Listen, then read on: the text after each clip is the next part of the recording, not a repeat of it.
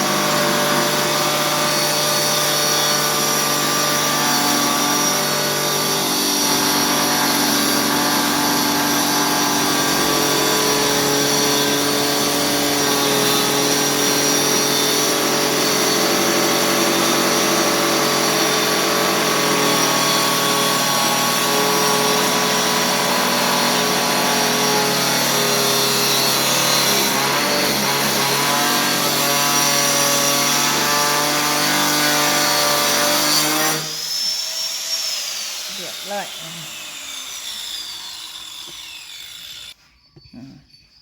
ใส่เทละบานมาสั่นลองไปโจมใส่เบิ่งดูนี่เห็นไหม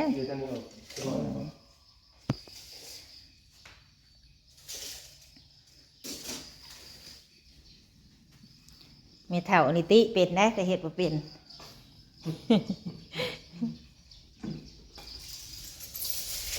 นี่แหละพี่น้อง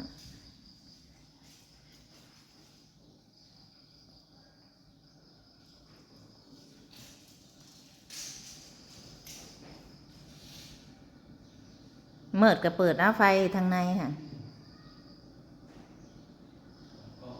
สิให้ใส่ประตูห้องก่อนจะได้ซื้อเตียงมานอนเฮ็ดอยู่ฮะซื้ออุปกรณ์พี่น้องเอ้ยแพงน้ำตัวลูกบิดนั่นแหละลูกบิดนี่ตัวหนึ่งประมาณนั่น350,000เนาะมันเป็นเงินกีบ350,000เงินบาทนี่ตกคือประมาณ510บาทเป็นจะได้อุปกรณ์มันโอเคอยู่บ่ฮะตัวสั่นตัวยาวติเนาะจักสิว่าจังใดฮะ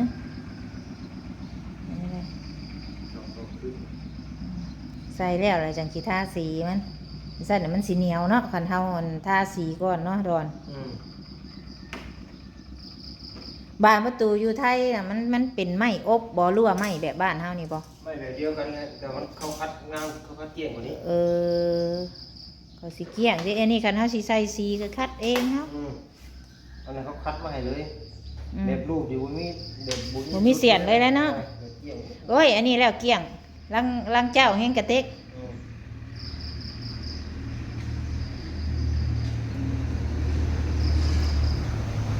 เอา คักได้เอาแบบบ่ให้แม่งกระสาบรอดเด้อ ย้ายไปมาอีกลืมสมัย อะไรแท้คักได้บ่ให้แม่งกระสาบเข้าได้หมดนี่ใครได้มันหน่อยแม่งกระสาบติ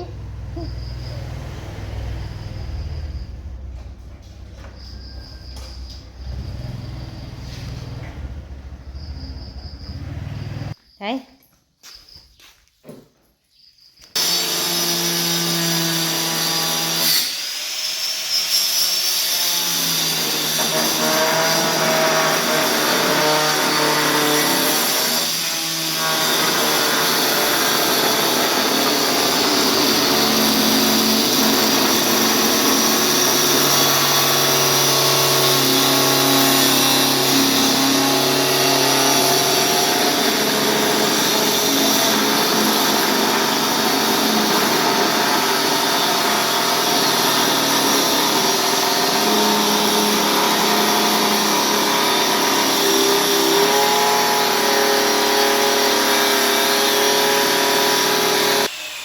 โอ้ยประตูนี่เขามันมีหลีบเนาะคันสมมติว่าเฮาไปผ้าสิมันก็ผ้าหลีบเนาะมันก็รุด รีบเนี่ย เออเพราะว่าก็ ดูที่เขามีท้องโดยน่ะ โอ้ เดี๋ยวมันนั่นน่ะตัวกาวโลดมาโยดนั่นจะหันเน่นของเขา อืมความหมายว่าที่นี่เนาะเพราะว่าเฮาคันมาใส่วงนี่นะทุกคนถ้าสมมติว่าเฮาผ้ามันก็ต้องถึกหลีบหน่อยหนึงเนาะภาษียังบ่แล้วเลยยังวิ่งหนึงอ่ะน้ำเพิ่นนั่นแหละว่านี่เอามื้อนี้ลองเบิ่งบาดนี่ลองมาซุบใส่เบิ่งดูบาดนี้ว่าเพื่อคัดเดี๋ยวว่าล่วงพอแห้งได้ไม่เท่าสิให้บัดนี้ เผื่อมันเหี่ยวเฮ็ดแหน่นไว้โลดเครื่องอุปกรณ์เพิ่นก็ได้ อุปกรณ์อย่างแน่นี่พวกสว่านบ่ เจ้าลูกบิด เอออันนี้ใส่ เจ้าเล็ก อื ตัว ม พันเล็กเจ้า เพราะว่าเพิ่นนี่เป็นสร้างโครงหลังคาเด้อพี่น้องโครงไม้ก็เป็นบ่ดอน ไอ้เบิด เออนี่โครงเล็กไว้สิเพิ่นเฮ็ดนี่ได้เบิดเพิ่นว่าเออเป็นสร้างออกแบบนำบ่หรือว่า ออกแบบ แบบมีแบบเลยเฮ็ดได้เลยแบบนี้บ่ แบบเขาให้บอกว่าเอาเสียแบบไหน เฮ็ดได้เบิดขึ้นอยู่กับเจ้าของบ้านตีเองบ่ เอาเสียแบบไหน เพดอกเพดานนี่ได้เบิดเดินสายฟืนสายไฟ ใช่ไว้เดินได้แต่ว่า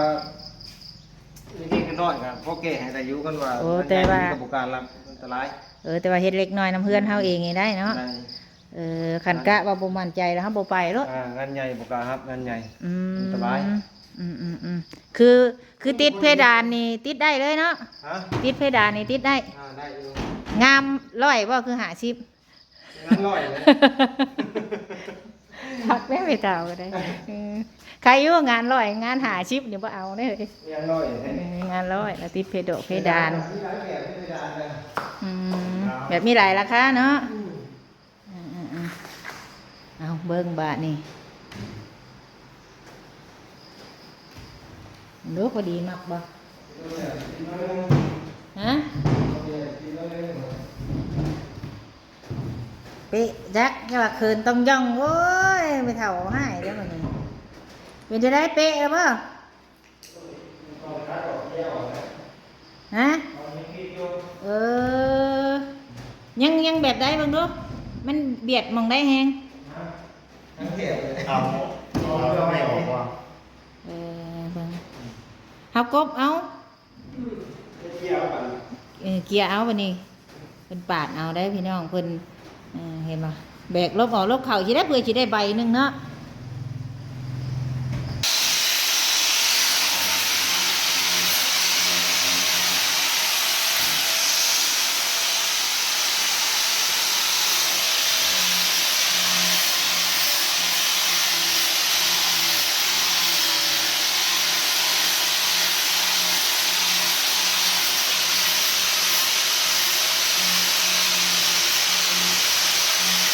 ใส่เกียร์เพิ่นบ่ได้ใส่กบเนาะ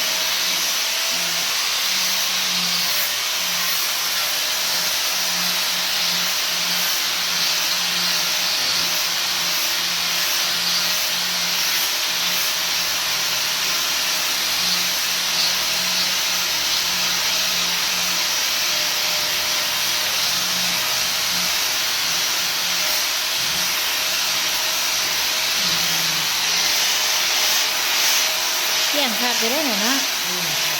เสียงคาโกกบอีกจ้ะ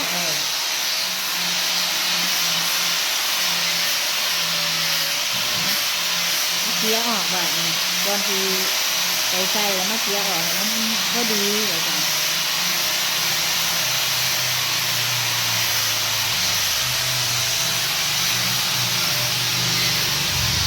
ซื้อเลยพี่น้องลูกหลานว่าเขาใส่มาใส่ให้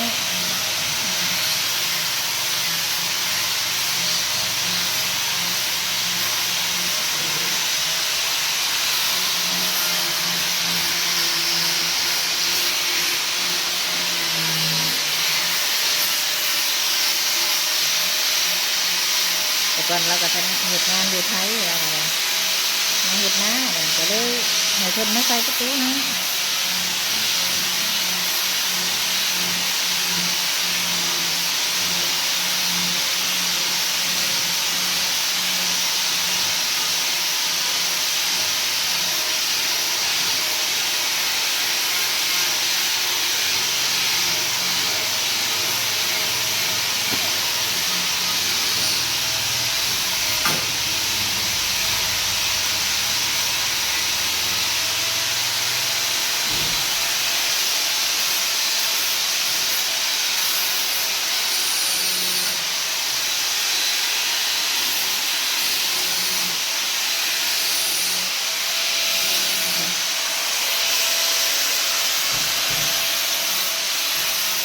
เล็กคมนะ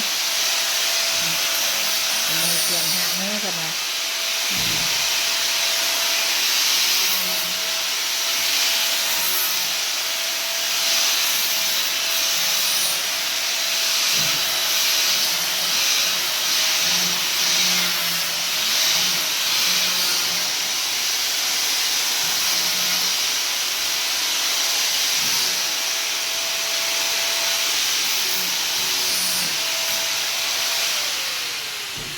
เลย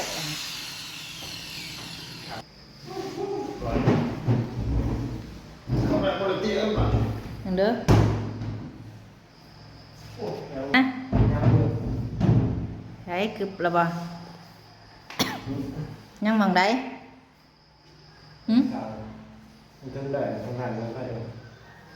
ให้เอาอันนั่นขีดเอาเด้เดี๋ยว ชอบขีดดิ แบบว่ามีบ่อันน่ะนี่เอามาขีดบนนี่เฮาสิได้ฮู้ว่าเฮาสิเอาออกสำไรงับเขาน้อยเอ้ยขีดเฮาจังสิได้เบิ่งบ่หาไม้ห้องทั้งลุ่มบ่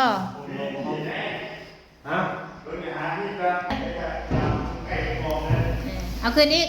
เอาขึ้นเทิงๆอีกมันอายได้หาดอนเอาจัดได้มั้ยนะได้จังไงหาไม้ห้องน่ะแล้วตัวบ่ใส่ง่วงก่อนใส่ง่วงเฮาจังมีอันจับได้บ่ให้มันเสมอเด้อเดี๋ยวยังทางเดียวก่อนหาไม้น้อยมาห้องพื้นมันนะเดี๋ยวเจียตัวนี้ออกตัวหน่อยนึงเนาะไอ้เขียดแล้วยังหลายฮะเพราะว่าวงกบนี่มันเป็นจังใดมันบ่อยากเสมอเนาะ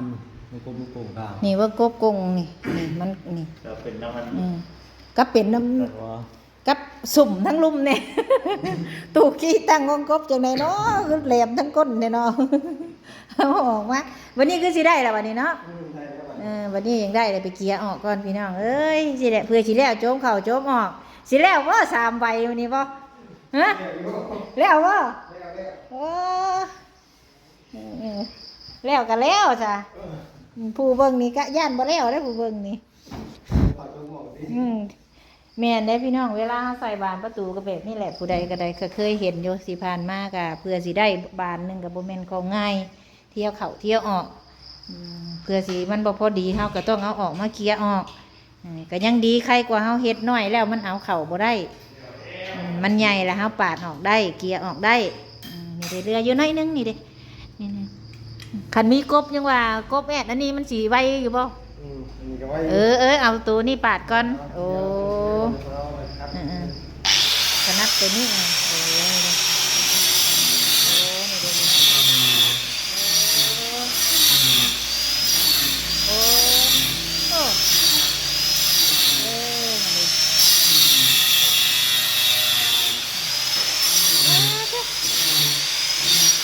เบิ่งนี่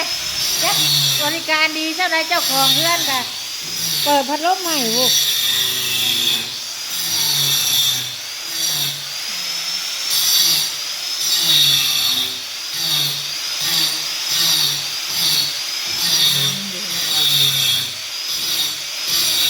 เราเคยเห็น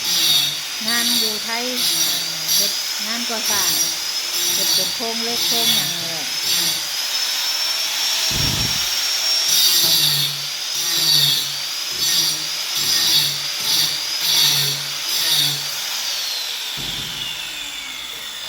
มาอยู่บ้านเลยใช่เป็นยังมาเฮ็ดงานอยู่บ้านเฮาพี่ ว่าพังเลย ยังบ่เบิดบัตรบ่ บัดยังอยู่ เอออยากมาอยู่ยังค่าบัตรติยังจักเดือน ยังบ่กี่เดือนเนาะบัดเนี่ย อืมมาอยู่บ้านเฮาก็มีงานอยู่ได้เป็นงานเฮ็ดแบบที่แล้วนี่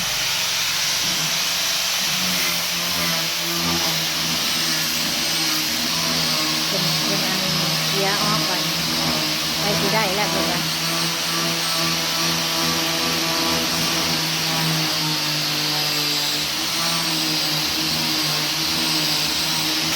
ลุดอันนี้ลุดมันเด้อนะ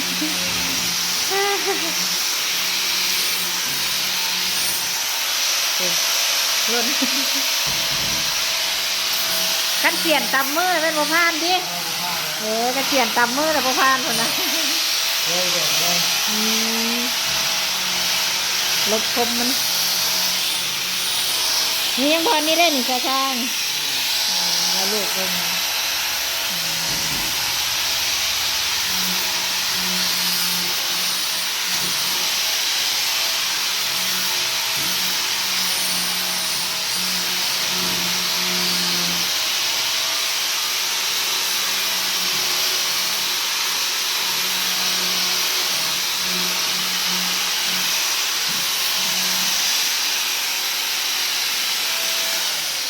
เสียมันนี่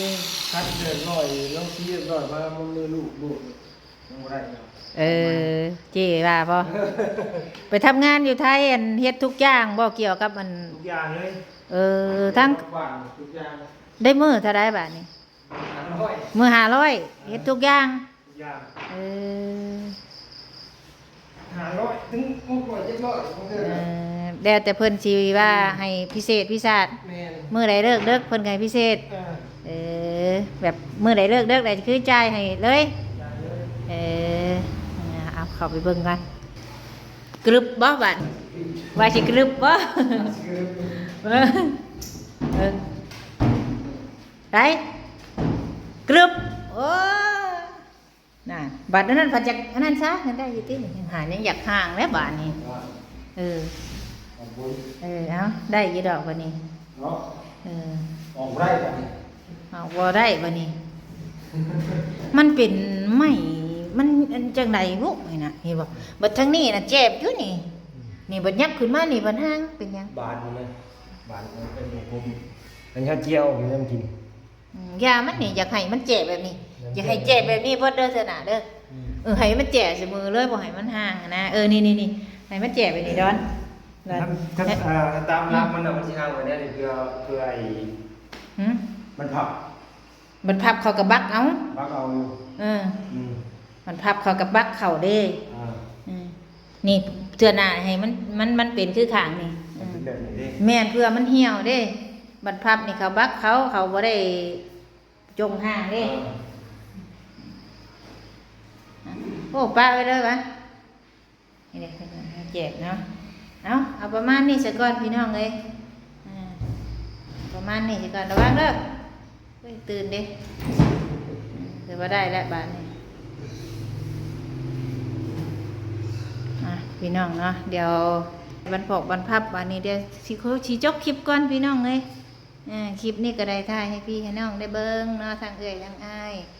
ตอนนี้เพิ่นมาติดประตูแล้วเด้อเนาะมาติดประตูแล้วพี่น้องเอ้ยตอนนี้ก็ได้ เอาจังใดก็สำหรับคลิปนี้ก็สิขอจบก่อนพี่น้องเนาะขอบคุณเอื้อยให้ทุกคนที่ยืนมือมาช่วยเนาะถ้าว่าบ่ได้เอื้อยอ้ายทุกคนที่ว่ายืนมือมาช่วยเฮาก็สิบ่มาฮอดมื้อนี้เนาะขอบใจหลายๆเด้อเอื้อยอ้ายที่อยู่น้ำหนองมาโดยตลอดเนาะขอบใจหลายๆคลิปนี้ลาพระจากพี่น้องเนาะสำบายดีเด้อ